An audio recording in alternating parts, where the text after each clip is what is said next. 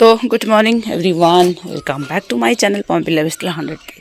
আজকেও আমার বর এই যে মেশিন নিয়ে বেরোচ্ছে কাজে, আর আমি এখন এই যে বর খাওয়া দাওয়া করলো ভাত, আর আমি এখন এগুলোকে গোছাগুছি শুরু করব।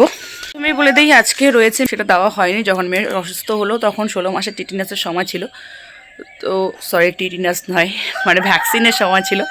তো ভ্যাকসিনটা তখন কোনো কারণে দেওয়া হয়নি, মিস্টেক হয়ে গেছিলো। তো আজকে ডেট পড়েছে, আরও দুটো ডেট পড়েছে, যাইনি, আজকে আবার ডেট পড়েছে। তো সে কারণেই আজকে যাব। মেয়ের ভ্যাকসিনের সময় আসলে আমার বুকের ধুরধুরানি উঠে যায়।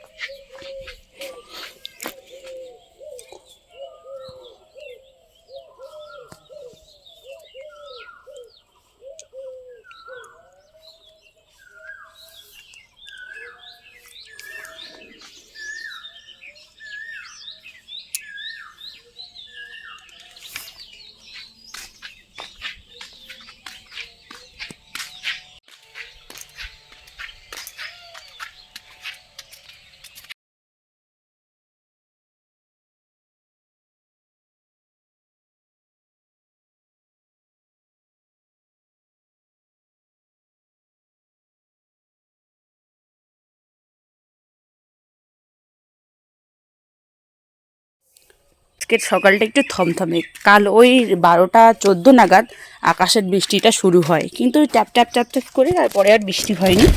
সত্যি কথা বলতে আমি তো বৃষ্টির অপেক্ষাই করছিলাম, কিন্তু বৃষ্টি পড়েনি। তো এই দেখো আকাশটা একদম থমথমে হয়ে গেছে, কুয়াশায় যেন কেমনভাবে ঢেকে ঢেকে তেড়ে আসছে। আমার মনে হয় বৃষ্টি শুরু হবেই, আর এই হবে মানে হবেই, বৃষ্টি আজকে হবেই। কারণ রাতে যখন বৃষ্টি হওয়ার কথা ছিল বৃষ্টি হয়নি, তো এখন তো বৃষ্টিটা হবেই। দেখো আকাশটা দেখো, আকাশটা দেখো। আমি আমার মেয়েকে কোলে নিয়ে আছি, তাই তোমাদের সঙ্গে পুরোপুরি শেয়ার করতে পারছি না। বাবা, আর আজকে আছে আমার মেয়ের ভ্যাকসিন করাতে যাব, তাই তাড়াতাড়ি করে রান্না টান্না সেরে নিয়েছি। কিন্তু আকাশ দেখে তো ভয় লাগছে, বছরের আবার প্রথম, না জানি কি হয়। তো গরু টরু সমস্ত কিছু এক সাইড করে তারপরে বাড়ি থেকে বেরোতে হবে। আর মুরগি এখনও ছাড়িনি দেখো। আর মেন কথা হচ্ছে কালকে আমি 2টা ব্ল্যাঙ্কেট ধুয়ে দিচ্ছি, আর আজকে রোদ নাই, জানি না কি হবে। যদি না শুকায় তাহলে তো গন্ধ হয়ে যাবে। এদিকে বরের 2টা মেশিন বেরিয়ে গেছে, একটা মেশিন এখনও আছে, কিছু লেবার বাকি আছে, ওরা আসবে, ওরাই তখন নিয়ে যাবে এটাকে। তো কী আর করা যাবে, বৃষ্টিটারই ভয় লাগছে। আর আমাদের তো এরকম বাড়িঘর, না জানি আবার কি হয়। এই বেড়াগুলোরই ভয়, ভাঙার ভুঙা বাঁশের বেড়া, এগুলোই ভয়। তো চলো পরে আবার শেয়ার করব কি করে টাকা মারতে লাগে, ঠিক আছে? সেটা এই যে দেখো। আর ওর বাপ এসে আমাকে বলে আমি নাকি নিয়ে রাখি, আমি নাকি শিখিয়ে দেই, ঠিক আছে? পাপার টাকা কোথায় রে? টাকা কোথায়? পাপার টাকা কোথায়? আর আমি আমার বরের টাকা কোনো দিনও রাখি না আমার কাছে, ওর টাকা ঠিক এখানেই থাকে। আর সেটা ওর মেয়ে জানতে পেরেছে, এখানে আমাকে টাকা দিয়েছে, আরও বের করতেছে কি কি। কোথায় আছে টাকা? কোথায়? বের কর, বের কর দেখি কোথায় টাকা আছে তোর পাপার। টাকা আছে আরও? হ্যাঁ, বের কর। সকাল সকাল সকাল সকালই করা হচ্ছে। এ ফর কি? এ ফর কি বলো বাবাই? এই হিসাবের খাতাপত্র তুই উল্টাপাল্টা করতেছিস না, তোকে দিবি এখন। আজকে করব আমি একটা হ্যাক ট্রাই করবো। আর আমার মেয়ে এখানে কি করছে তোমরা দেখো। এখনও কিচ্ছু করিনি, শুধু রান্নাটা কমপ্লিট করেছি। এই যে আলু কেটে নিয়েছি, তোমরা এবার এই যে দেখো। তো যাই হোক, তোমরা এবার দেখো যে আমি আলু দিয়ে কি করছি। এই যে আমার ঘরের এই যে এটা রয়েছে আয়নাটা, তো হ্যাকটা দেখেছি একটা দিদির অ্যাকাউন্ট থেকে। তো চলো আমি ট্রাই করি আগে, রাখার জায়গায় তো পাচ্ছি না। যে আমি তো ওই সুতি কাপড় দিয়ে মুছি, মাঝে মাঝে টিস্যু পেপার দিয়ে মুছি, কিন্তু না এতটা চকচকে হয় না, দেখো ঝাপসা ঝাপসা রয়ে যায়। তো আলু দিয়ে মুছলে নাকি মানে কি বলবো, সুন্দরভাবে নাকি মানে ইয়ে হয়ে যায়, একদম সমস্ত কিছু উঠে যায়। এবং পুরোটা নড়ছে।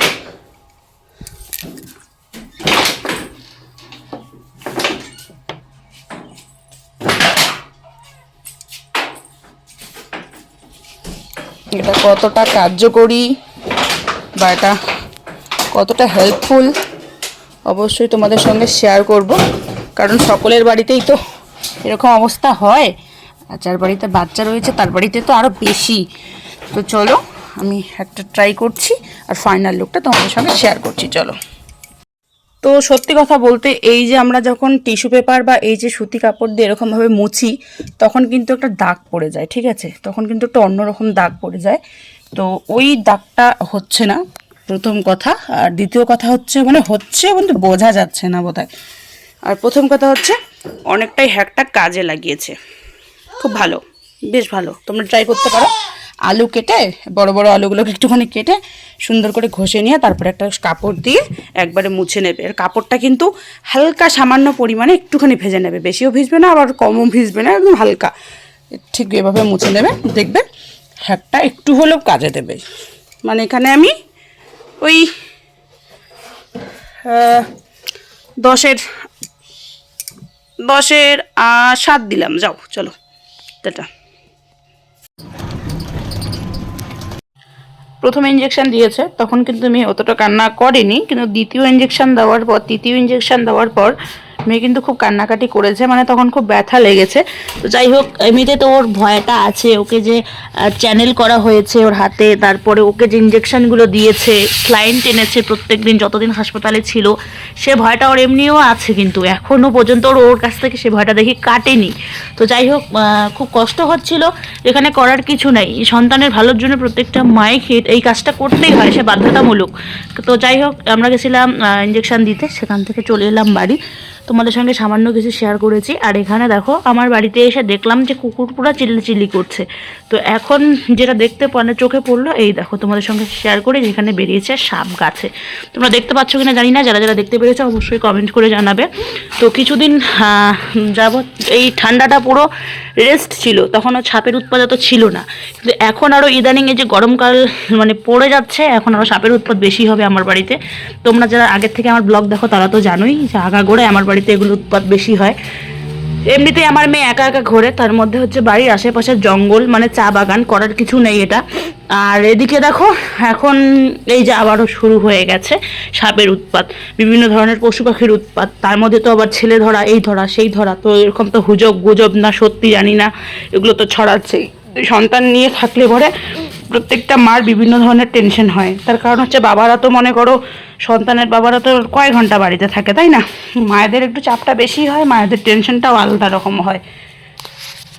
তো এখানে পাখির বাচ্চাগুলোকে খেয়ে নিচ্ছে। তো একটা ভাইস্তা ছিল, কাজ করছিল পাশেই আমাদের এই মেশিন দিয়ে, তো ভাইস্তাকে বললাম যে গাছ থেকে সাপটাকে নামিয়ে দে, তার কারণ হচ্ছে সব পাখির বাচ্চাগুলোকে খেয়ে নিচ্ছে, খুব খারাপ লাগছে নিজেরই। তো যাই হোক, ও পাথর মানে দূর থেকে ছুঁড়ে ছুঁড়ে দিচ্ছে যাতেও মানে সাপটা মানে পালায়। তো তারপরে এই দেখো এক লাফ দিয়ে একদরে সাপটা চলে গেল। কিন্তু রাতে হচ্ছিল প্রচুর বৃষ্টি, প্রচুর ঝড় বৃষ্টি হচ্ছিল জায়গায় জায়গায়, তো পুরো তুমুল একবারে শেষ করে দিয়েছে। আর আমাদের এদিকেও দেখো খুব ঝড় বৃষ্টি হচ্ছিল। রাত্রেবেলা হচ্ছে বাইরে থেকেই আমরা খাবারটা খেয়েছি, তো নিয়ে এসেছে বর, এখানে মাটন বিরিয়ানি নিয়ে এসেছে, তো সেটাই এখন খাবো। আর খেয়ে আমার ব্লগটা আজকে এখানেই শেষ করছি। তো মেয়ের একটু জ্বরও এসেছে আর ব্যথার জন্য কাঁদছিল, তাই আর ব্লগটা কন্টিনিউ করছি না। তো চলো, পাশে থেকো, সবাই ভালো থেকো, সুস্থ থেকো, আর সাবস্ক্রাইব করে আমাকে সাপোর্ট করো।